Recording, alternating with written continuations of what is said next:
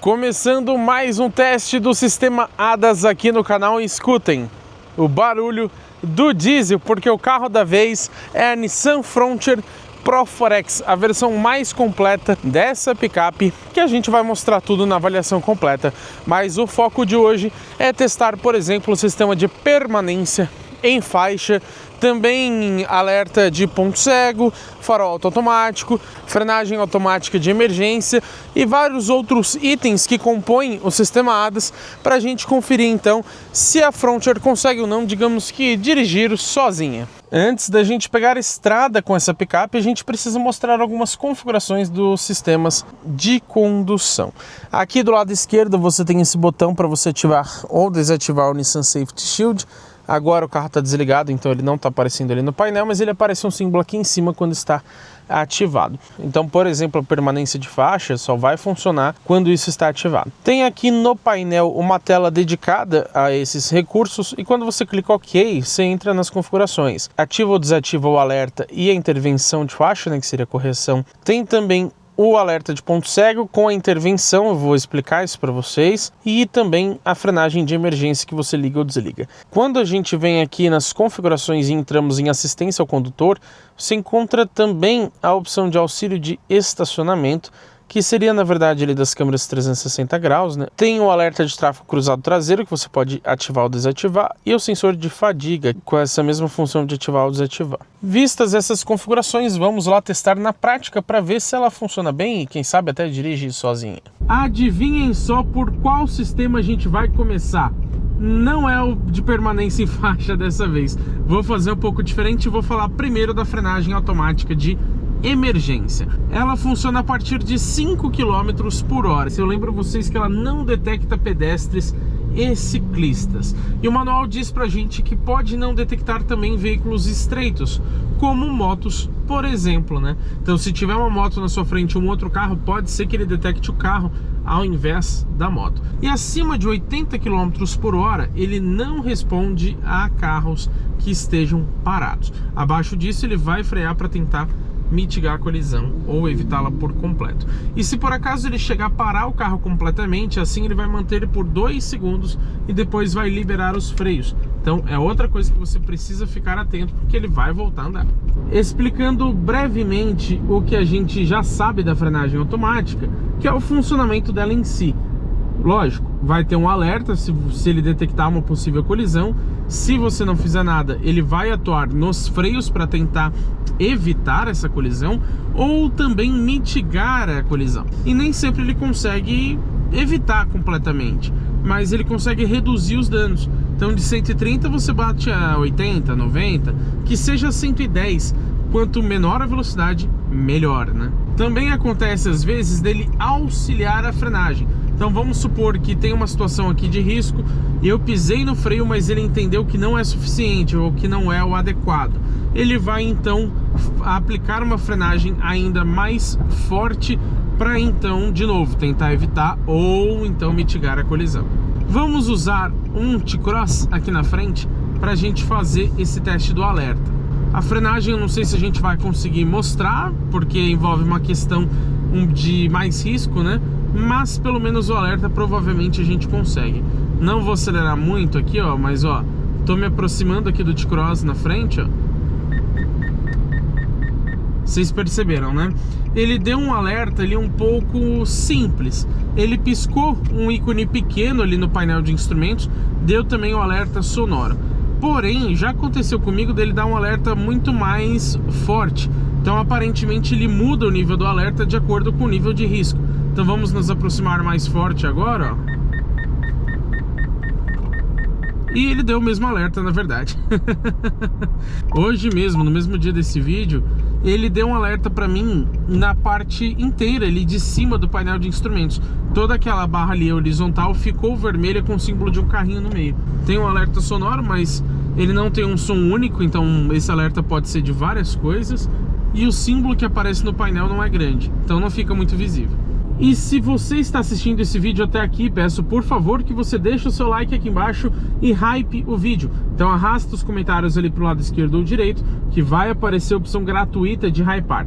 Tem a opção também, se você quiser, se você for uma alma muito bondosa, você pode hypar pagando, o que vai ajudar ainda mais o nosso canal e vai me deixar ainda mais feliz. De qualquer forma, agradeço pelo apoio de vocês. Vamos falar agora sobre o sistema de permanência em faixa. Ele só tem a correção, já adianto que infelizmente não traz a centralização para nós. Outra questão é que ele atua pelos freios, então você não vai ver o volante virando aqui para manter o carro dentro da trajetória. E segundo o manual, ele funciona acima de 70 km por hora e acima de 60 ele possui também integração com sensor de ponto cego, que a gente vai falar daqui a pouco para vocês. Então, se tiver um carro no seu ponto cego e você estiver saindo da faixa, mesmo dando seta, ele vai atuar nos freios para tentar trazer a picape, né, para dentro da faixa novamente. Vamos testar aqui na prática, pessoal. Tá bastante sol aqui na lente da câmera, então você ofusca o sistema e pode ser que ele não funcione ou não funcione tão bem quanto poderia. Mas vamos até colocar na tela de assistências aqui, ó, e vou jogar a picape um pouquinho aqui pro lado esquerdo, ó. Vamos ver se ela vai fazer alguma coisa, ó. Ó, vocês viram que não deu tempo de fazer muita coisa não, né? Tinha carro ali, então eu voltei para essa faixa. Eu senti ela atuar nos freios, mas foi de forma bastante suave. Então ela tentou trazer bem devagarzinho o carro para cá. Vamos ver para a direita, ó. Ó, agora a gente sente aqui uma frenagem um pouco mais forte. Mas o sistema parece demorar, ele não é muito preciso como no volante, por exemplo. Nesse caso aqui, tinha um Corolla ali que entrou na faixa sem dar seta, e se eu não tirasse a picape, iria colidir com o carro. Ele poderia ser mais preciso e até frear um pouco mais forte. Não deu tempo de mostrar porque não estava gravando, mas ali atrás teve uma situação onde tinha um carro no ponto cego, e aí ele freou bem mais forte para evitar uma colisão, né, ou mitigá-la. Porque aqui, ó, ele tenta trazer, mas ó, não conseguiu, vocês viram, né? Ele fez uma frenagem, mas a gente trocou de faixa sem dar seta. Fora que, atuando pelos freios, você acaba perdendo um pouco de velocidade, ao contrário da atuação no volante, onde isso não acontece. Ainda não estou satisfeito, então eu quero testar um pouquinho mais o sistema aqui de permanência. Vamos tentar achar um pouquinho mais de reta para ver como que ele se comporta. A gente viu que em curvas um pouquinho mais fechadas ele já não consegue atuar, né? Aqui tá um pouco mais reto, ó. Vamos deixar ele sair aqui para a esquerda para a gente ver o que que acontece, ó. 80 por hora, hein? Ó, agora sim conseguiu trazer o carro para dentro da faixa, mas você percebe que ele perde um pouco de velocidade. Não é muito, tá? Mas perde. Vamos ver aqui para a direita agora, ó. Agora já é uma curvinha, ó. Quer ver que ele não vai conseguir fazer, ó? Ó. Chegou a atuar nos freios, mas a gente já estava fazendo a curva ali para retornar. Se você deixar o sistema ativado, nas retas ele pode te ajudar. E ele freando serve até como um alerta, digamos assim, além do alerta sonoro que ele dá, né? Então, mais uma vez, aqui tem uma praticamente reta, ó. Vamos deixar o carro sair aqui pro lado esquerdo, ó. Ele conseguiu trazer o carro para dentro da faixa, freando um pouco o carro, mesmo que você esteja pisando no acelerador, ó. Mais uma vez ele fez isso. Mas aqui pro lado direito, ó, até conseguiu trazer, mas aqui já iria ali pra grama, como vocês viram. Então realmente não é muito preciso não esse sistema. Gostaria de falar para vocês sobre o ACC e também a centralização de faixa. Mas por que eu não vou falar? Porque o carro não tem.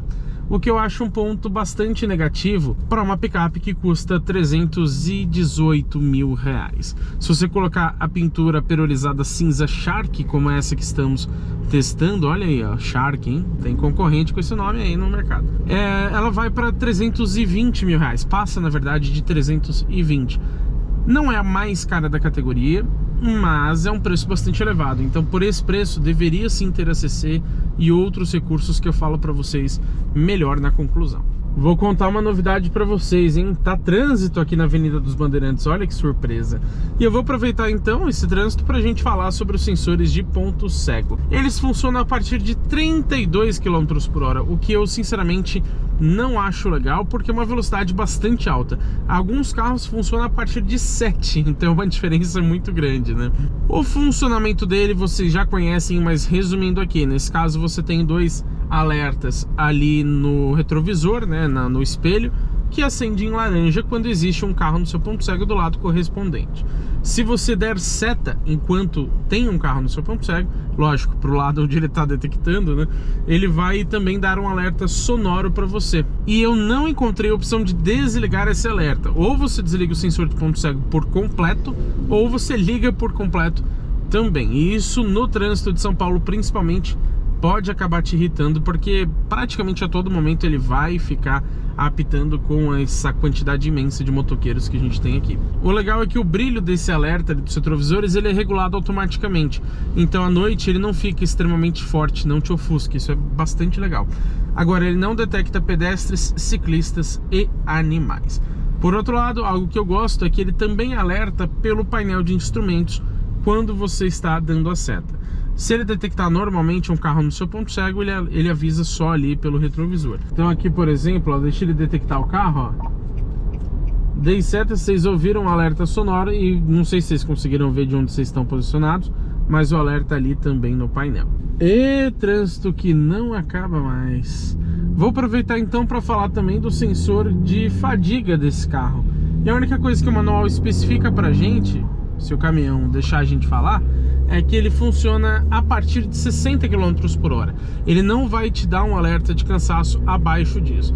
A gente não vai conseguir reproduzir aqui para vocês porque realmente funciona em condições mais específicas. Ele monitora o comportamento de direção e etc. para tentar identificar se você está dirigindo de forma cansada. E aí ele vai aparecer um alerta no painel pedindo para você fazer uma pausa. Vamos falar agora para vocês sobre o assistente de descida. Já está escurecendo, mas vou gravar mesmo assim para vocês. O assistente de descida é o HDC, né? O Hill Descent Control, que vocês já bem conhecem. O manual diz que em 4x4 reduzido ele só funciona abaixo de 25 km por hora e em 4x4 High, que é o mais alto, abaixo de 35. Eu acabei de fazer um teste aqui e aparentemente ele não funciona em tração 4x2. Então eu já coloquei aqui no 4x4 alto, tá, pessoal? Eu vou acionar ele aqui, ó, o botão fica aqui. Já apareceu ali no painel de instrumentos. Já tô sentindo até ele frear aqui, ó. Mas o que eu vou fazer? Vou soltar completamente o freio. Ó, tá freando sozinho, tá? Ó meu pé ali, ó. Tá longe. Tá freando sozinho, como vocês podem ver, em torno de 8 km por hora. Agora, se a gente frear, ele desativa momentaneamente, tá? Ele não troca a velocidade. Se a gente acelerar, também, tá? Ele fica em stand-by, digamos assim, mas ele não vai ficar com a velocidade programada. Ele sempre fica ali em torno de 7 a 9 km por hora, mais ou menos. Mas vocês estão vendo que ele está ativo, que ele está freando sozinho. Então não é um recurso que você vai usar sempre, que vai fazer uma extrema diferença, mas pode ser útil em alguns casos de off-road aqui o HDC. Agora, em uma condução bem noturna aqui com a Frontier Pro 4X, nós vamos falar sobre o farol alto automático. Não tem condição melhor do que essa aqui para testar isso. Destaco também que essa iluminação interna aqui em LED ilumina muito bem, viu? Não tem uma iluminação bem colorida, bem que poderia ter, mas essa aqui é realmente muito boa. Eu vou desligá-la aqui, ó, para vocês poderem enxergar melhor ali a estrada. Qual que é a questão que eu não gosto, pessoal? Esse farol alto, ele só ativa automaticamente acima de 40 km por hora.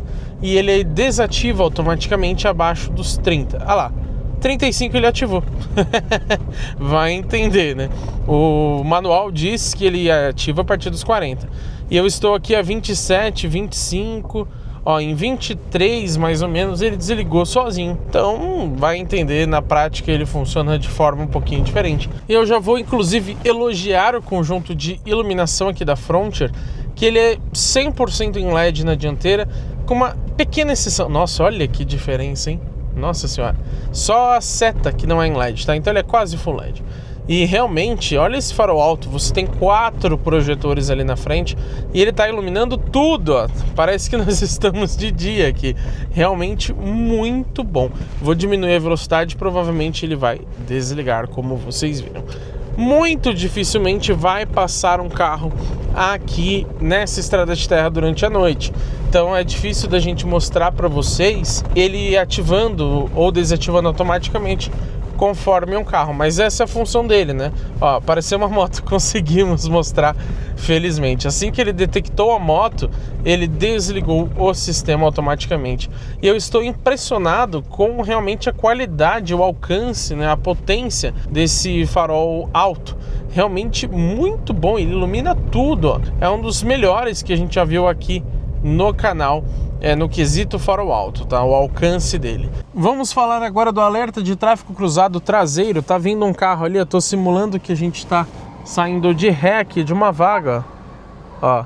Já perceberam, né? Ele deu um alerta sonoro e avisou ali também pelos sensores de ponto cego, né, no retrovisor, para o lado correspondente onde ele detectou o carro. Lembrando que isso só funciona abaixo de 8 km por hora. Mas vamos lá o que eu achei sobre o sistema ADAS aqui da Nissan Frontier Pro 4X. Sinceramente, não é bom não. Eu senti falta de um ACC, o piloto automático adaptativo, também alerta de abertura de porta, centralização de faixa, só tem a correção e é só pelos freios, nem é pelo volante.